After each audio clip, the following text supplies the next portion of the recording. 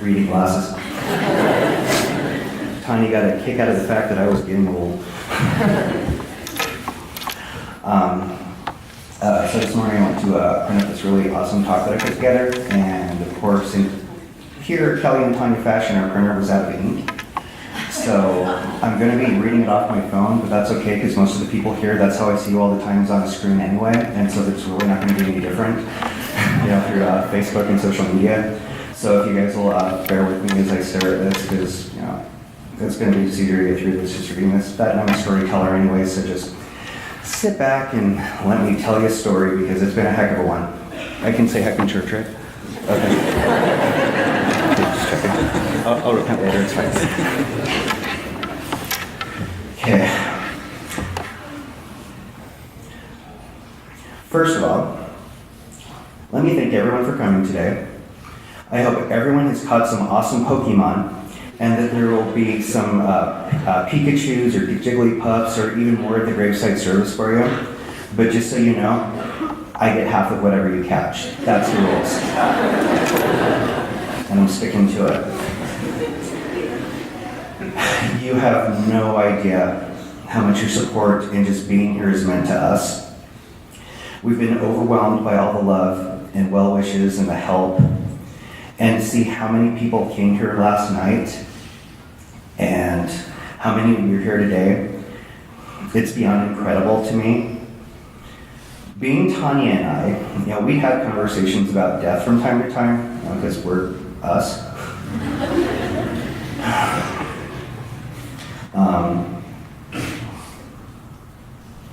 And whenever we talk about it, she'd always tell me the same two things. First thing she'd say is, you better be extra nice to me because if I die, they're going to think that you did it and you're going to go to prison.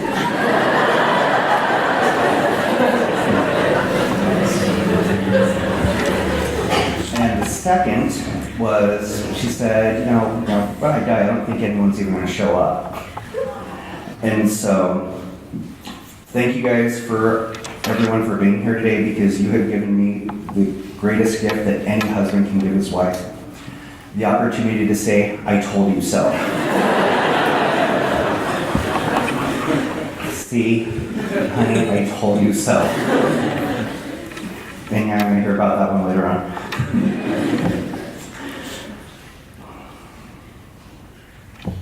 Come on, Tanya, seriously, look at how many people love you. Seriously, sweetie. Where do I begin? Where do I begin to sum up my life with Tanya? I'm sure every couple sees their relationship as unique and special, and they're probably right. But I dare say there was just something about Tanya and I that set us apart. We're a couple. We're a team. We're an adjective. We're an anomaly. We're two elements that when set together, unpredictability ensues. We're the improbable result of divine forces that put two people together who should have never met, yet did. And the power of that union has created ripple effects that are being witnessed today.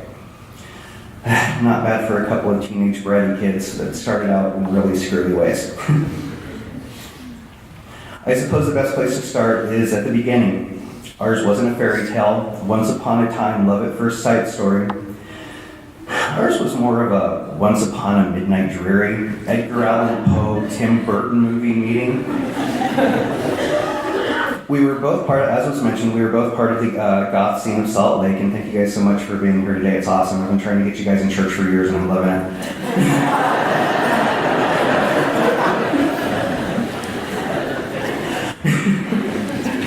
I had to, guys. And I'd go to the Ritz Club in Salt Lake, and on weekends dressed in head to go black and dance under flashing lights to broody electronic music. After hanging out at the club for several months, I started making friends with some of the regulars who shared my interest in music like The Cure and Skinny Puppy, Bauhaus, Ministry, and the like. I'd always been a misfit in school and reveled and associated with others who were just as big of misfits as me. Some of them hung out hung out at a house that we affectionately referred to as the Bat Cave, the Goth House, or Stately Goth Manor. It was decorated inside with goth band posters, nylon cobwebs, skulls, and the obligatory picture of Bela Lugosi's Dracula. It even had a creepy basement with an old medical table in it, but don't ask. We still haven't figured it out yet.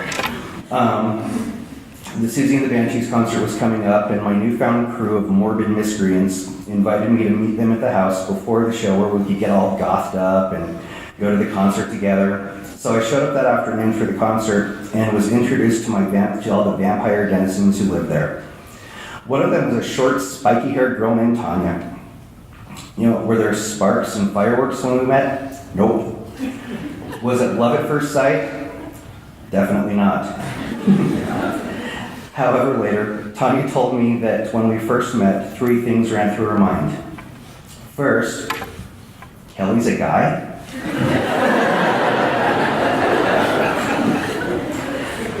2, a still small voice had told her in her mind that she'd be married to that lanky, pasty teen. And 3, she rejected the thought because she didn't think I was all that good looking. Thankfully, she eventually changed her mind on that part, After that brief introduction, she went back to, putting on her black leather boots, and I went into the bathroom to round up my black hair and put on my eyeliner, just like every guy when he meets a girl for the first time, right?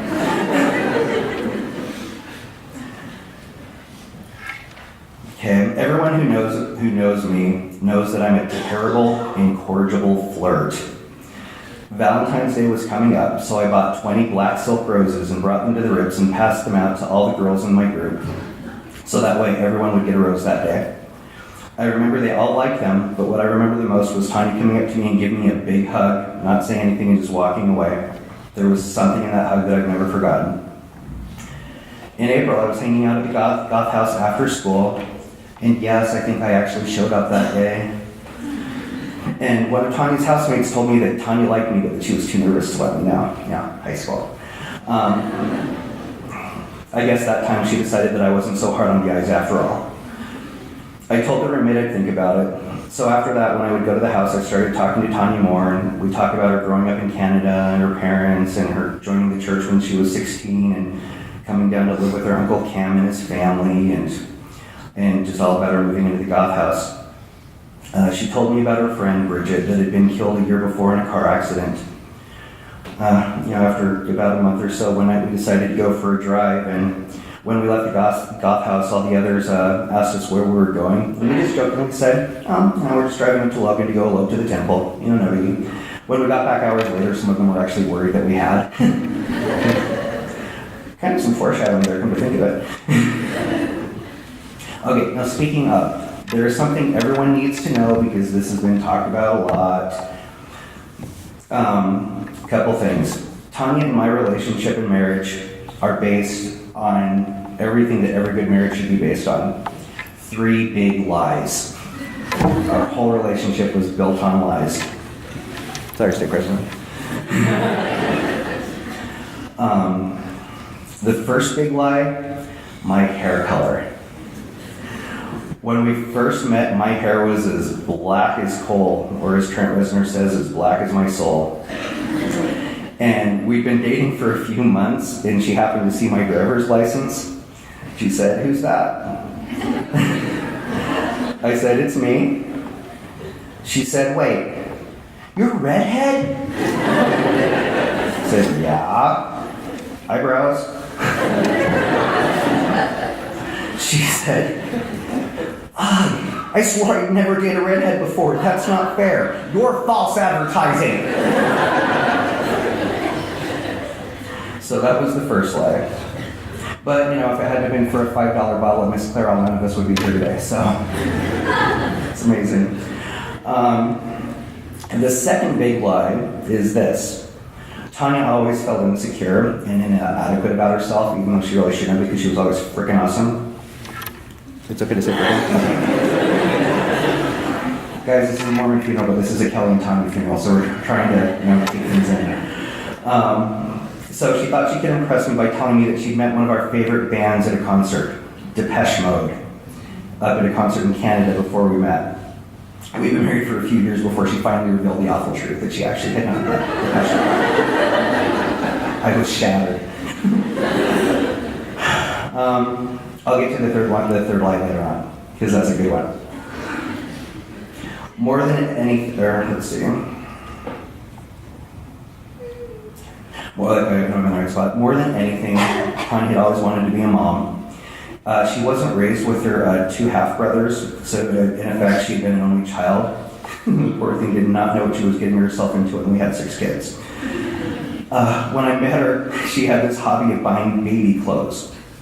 And so, that way she'd be all set when she had some. So it was funny because, the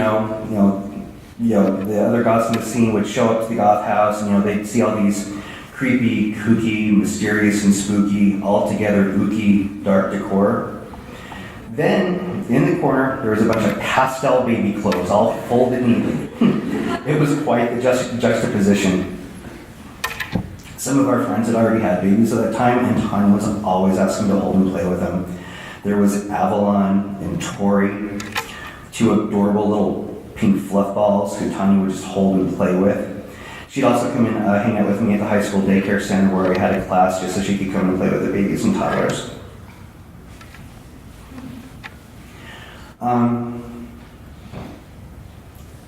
Our graduations came and went.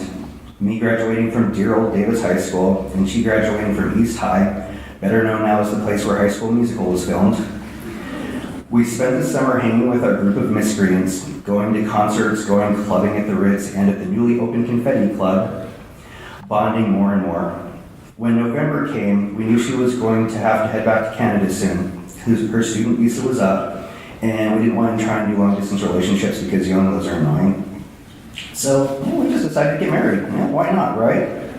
We both knew everything, and how hard can marriage be, really? I mean, adults do it. Okay, now let's get one thing straight. For those of you that already know this story, technically speaking, we did not elope. My parents left town. We stayed home.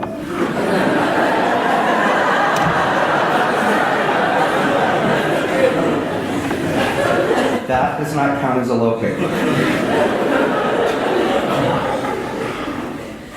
For those that haven't heard the sordid story yet, it goes like this.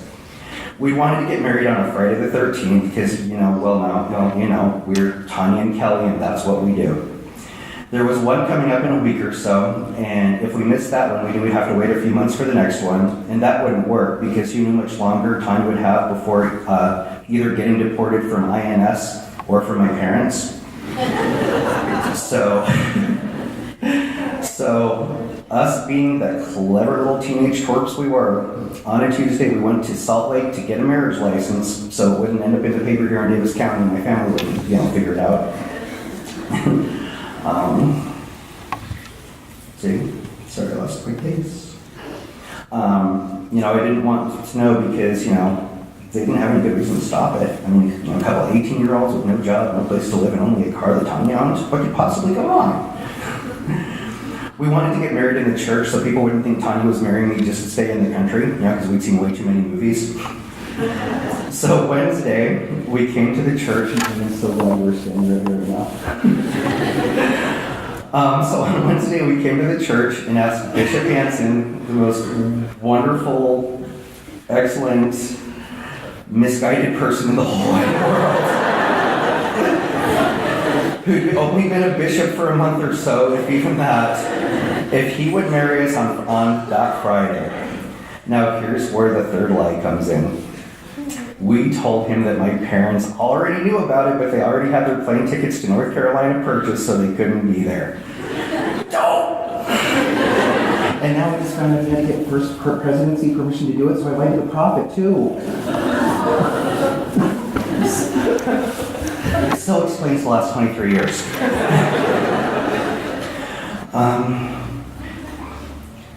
So, on Friday the 13th, at 1 p.m. on the 13th hour, and as someone just pointed out, because I was too dense before, in the 13th ward, so explains so much. Tanya, myself, Bishop Hansen, and 3 of our friends came up to this building, And we were married in the room that the viewing was held in last night. Hence, for all you guys that were wondering what was up with the whole white thing, I would be wearing white last night. That was part of it because it was the movie that, or the room that we were, married in. And, if I had worn black, no one would have known that I was sad. So I had to wear white because, some people could tell I was mourning. So it was a combination of that. So yeah. We were so stupid. Tanya, myself, and the bishop and 3 friends came up to this building, and we were married in that room. And last night, I pulled Candace Hood and Damon Whitmer aside in the viewing because they were here, and I said, remember when all 3 of us were in this room last time? And we laughed. And Bishop Hanson and those friends are here today. But thank heavens, there are a lot more than 5 people here today. So appreciate it. So yeah, not necessarily the best foundation to build on. But Tanya and I have been married for 23 years now, and that's about 22 years longer than anyone gave us. And 2 years later, we were able to go to the temple and have that marriage sealed and binding our marriage on earth and heaven through priesthood authority. And it was interesting. At that temple sealing, no one, not that there was a lot of people here at the first wedding, like 6 people, maybe including the bride of the groom, but the only 2 people that were there at the temple sealing was me and Tanya. And so there was a lot of healing done that day, so that way everyone that, wasn't part of it and was okay with us getting married now, was able to be part of that. Our kids are amazing, wonderful, quirky kids. You guys are our whole world. Each one brings a unique piece to our family. Tanya and I both wanted 6 kids. We just didn't know they were going to come so fast. But just like our meeting and marriage, God had plans of His own for us. And yes, we knew what usually causes it. We just didn't seem to have much say in the matter. For Tanya, birth control meant she had another boy. It's okay to laugh at that. A couple of months after we were married, we found out Tanya was pregnant with our firstborn. Tanya was so excited when she found out that we were having a baby. And we didn't even need to buy any baby stuff because she already had it. We'd been told by the doctor that when the contractions hit 3 minutes apart and the pain was really bad, really strong, then she would be in labor. That would mean the baby was coming and we needed to go to the hospital. So we did this 13 times. 13 times we went to the hospital because Tanya would get a twitch. I'm in labor, it's hurting. Of course, when she was in actual labor, she was like, oh. Now I get it. I was working up at Pizza Hut at the time on Harrison Boulevard, and she came up and visited me. It was around 11 o'clock at night, and of course, her water broke up there in the parking lot. So we drove from Ogden to University Hospital to Salt Lake, where they by that time they knew us very well. We were regulars. And I'm thinking it was very well because we were the parents who cried labor. So they needed to be certain. So they did their little fern test, and it didn't come up the ferns at first. And they said for us to go walking 30 minutes and then come back. You should have seen the look Tanya gave those nurses. She's like, "You want me to do what?"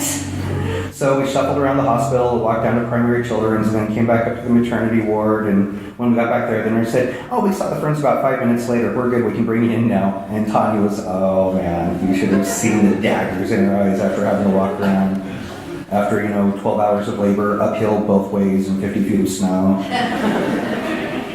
Even though it was September. In our prenatal classes, they had told us that we could do whatever we wanted to make the room comfortable, so we believed them. While Tanya was laboring, I was hanging up posters she'd selected from The Cure and Skinny Puppy and Depeche Mode, Susie and the Banshees, Duran Duran. Word of our decorations spread and became such a novelty among the staff that people were actually coming from all over the hospital just to check out the crazy room that they had heard about. After 16 hours of labor in the hospital, Alandra finally came along. When Alandra was born, she had jet black hair, which we thought was so cool. But then 3 days later, it all fell out and grew in red.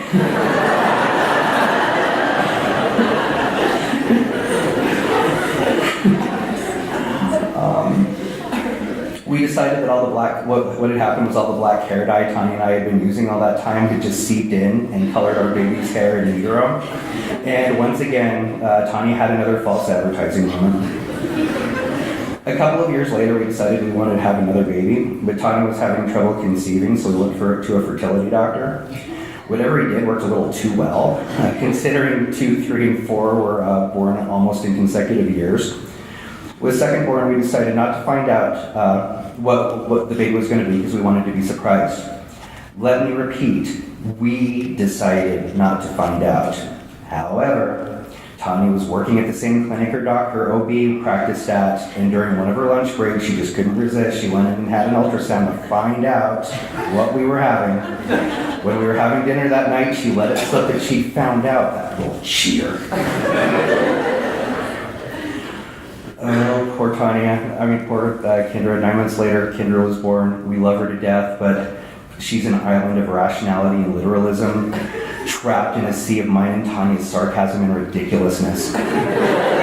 We love you so much, sweetie, but we feel for you, especially now that you're the only girl in the house. Please pray for my daughter.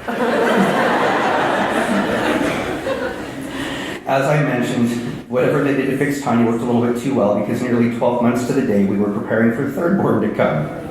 This time we both managed to make it the whole 40 weeks without cheating, plus it helped that Tanya didn't have free access to the ultrasound machine anymore.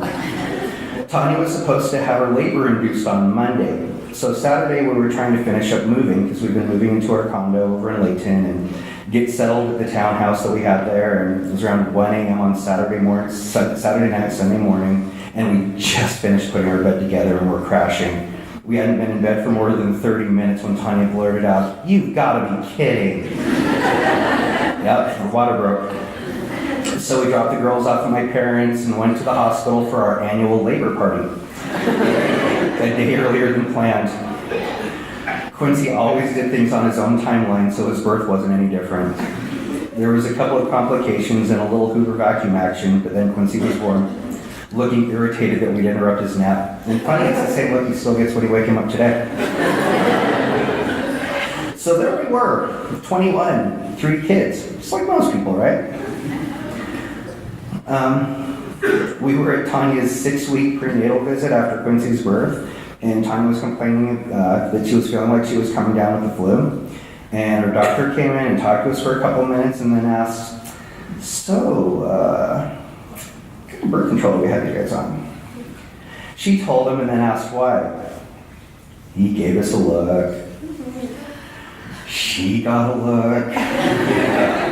And she turned and looked at me and punched me as hard as she could. Upon seeing this, the doctor slowly backed away and went out the door. 9 months later, we were back in the delivery room getting induced for fourth born. And we love you ever since, Jaden. You're awesome. Okay.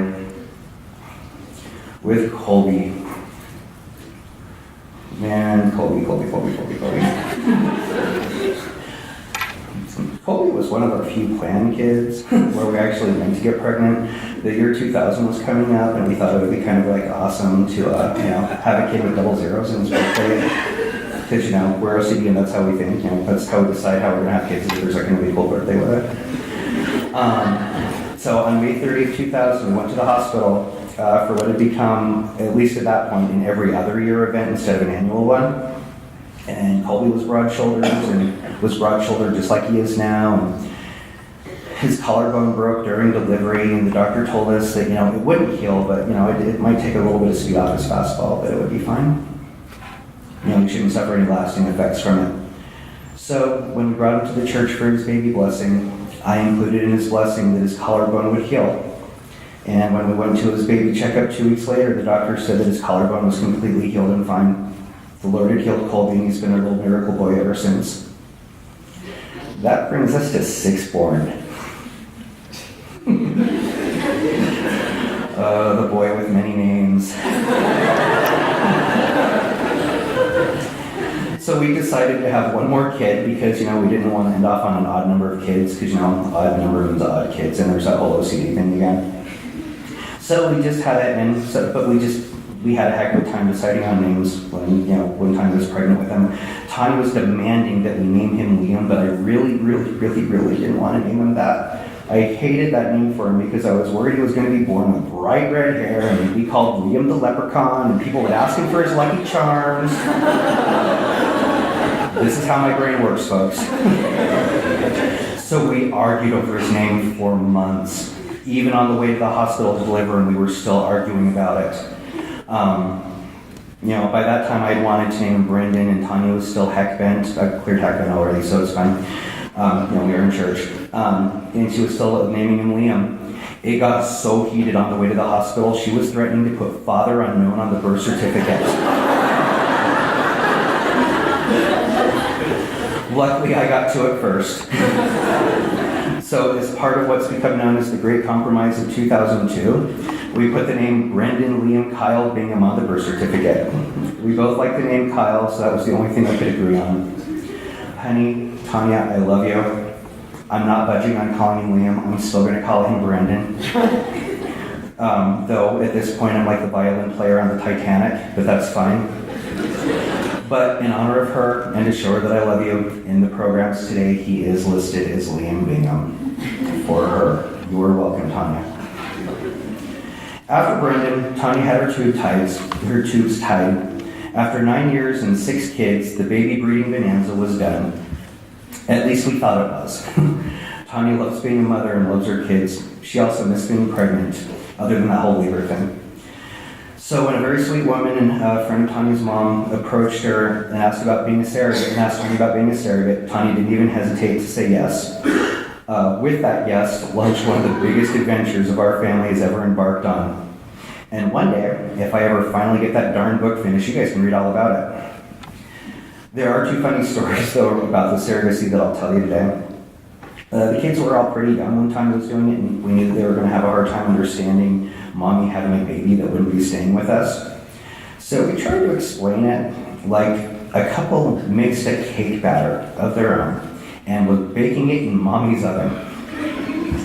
Apparently, we explained things a little bit too well because we got a call from Allison Schlicker saying, just so you know, Colby and Brennan are going around the neighborhood telling everyone that Tanya's pregnant and it's not yours.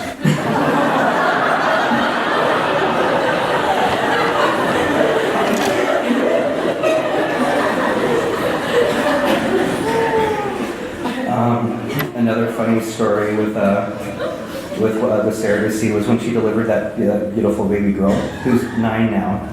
If you can believe it, I can't believe it's been that long. I had to follow the baby out, so the happy parents would know which kid was theirs.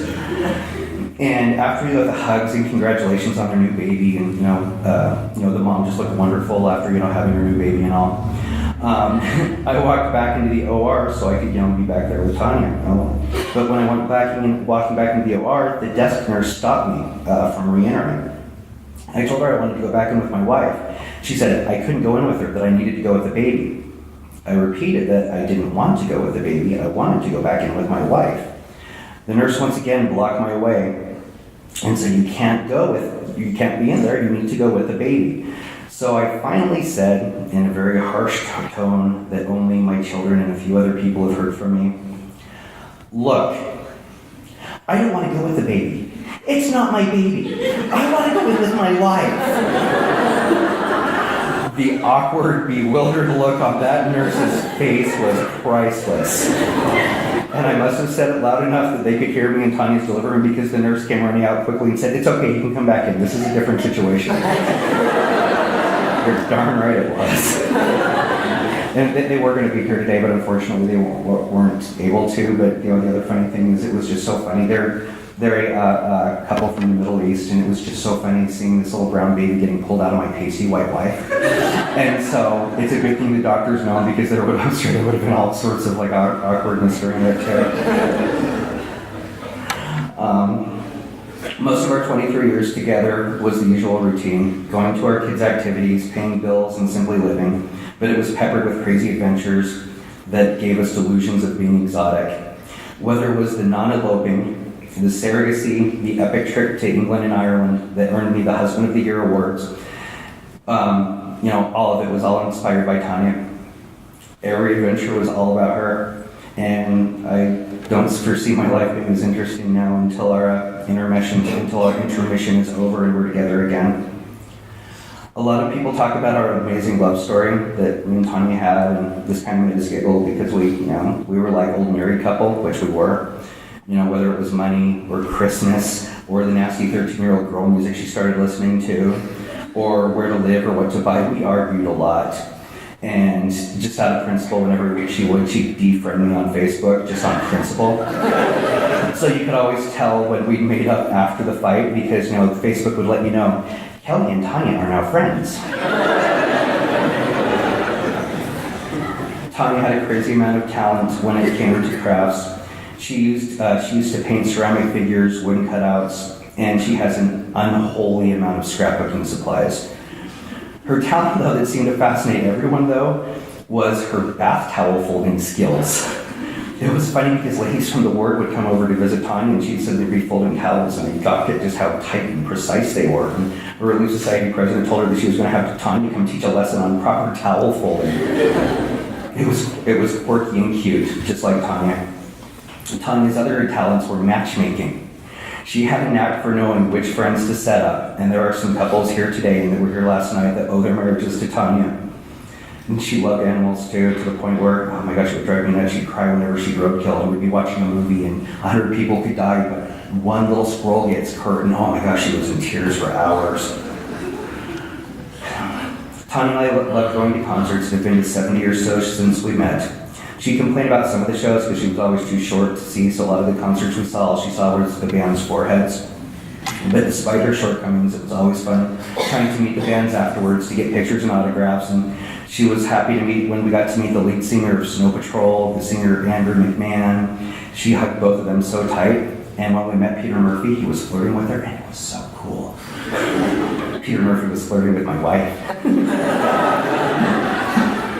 Yeah, strange kind of love. That's a strange kind of love. Tanya and I used to play board games like Scrabble, but we both get so competitive that things would just get out of hand. So for the sake of keeping our marriage together, we just had to quit playing. But there were card games that we would love to play, and like sevens. Whenever I play the game sevens, I'll always remind me of Tanya. Yes, Tanya had many great experiences, but some of them were great for tragic reasons, like her 9 or so surgeries in 10 years, her spinal pain and back spasm, her addiction to meds as a desperate way to satiate her pain, her time in substance recovery as a result of other health issues changed everything for us and for our family in both positive and negative ways. I don't know why she had to suffer and why her last few years were such a trial. I guess the aliens from Tralfamadore in the book Slaughterhouse 5 probably have the best answer to explain it, which is, so it goes.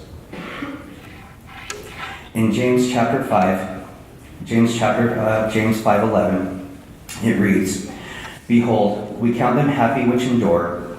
Ye have heard of the patience of Job, and have seen the end of the Lord, and the Lord is very pitiful and of tender mercy. And in Mosiah 16, verses 7 through 8, it reads, And if Christ had not risen from the dead, or have broken the bands of death, that the grave should have no victory, and that death should have no sting, there could have been no resurrection. But there is a resurrection. Therefore, the grave hath no victory, and the sting of death is swallowed up in Christ.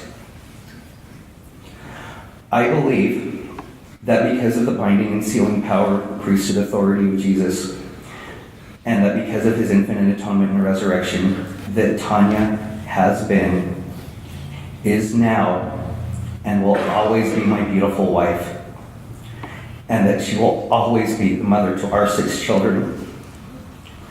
As I wrote before, she is my past, my present, and my future. And while the shattered pieces of my heart ache in a way that I have never felt before, I have reflected on the last few weeks of Tanya's mortal life, and I began to recognize those tender mercies from the Lord that have taken the edge and the sting off. Miracles like an impromptu family get-together where Tanya was able to be herself again for the first time in years. A last-minute performance at a comedy club They gave Tanya the chance to see me fulfill a dream and give us one last date night at our favorite restaurant. Our last meal together was at the Pie, which how freaking awesome was that? The job at ARUP that brought her so much happiness and fulfillment in the last few weeks. I even put up Christmas lights for her last Christmas, which is a miracle in and of itself. Reflecting on these moments and others have been answers to my prayers where I've pleaded from the pieces of my heart to know that she is thriving now, that she is in peace, that she's no longer plagued by the fears of illness, family death, or that Yellowstone volcano was going to blow up and take us all out. That she is surrounded by friends and family that she has missed so much, and that instead of saying the goodbyes that made her cry every time in despair, she'll be the one that gets to say hello and cry in joy when we see her again. To end my talk, and I apologize for going over time, but I get a pass. I want to sum up my feelings by reading the lyrics to a song by the band that gave us our last full family adventure and the tender mercy of having one more family photo together. Whenever I'm alone with you, you make me feel like I am home again. Whenever I'm alone with you, you make me feel like I am whole again. Whenever I'm alone with you, you make me feel like I am young again. Whenever I'm alone with you, you make me feel like I am fun again. However far away, I will always love you. However long I stay, I will always love you. Whatever words I say, I will always love you. I will always love you, Tanya. And I say this in the name of Jesus Christ, amen.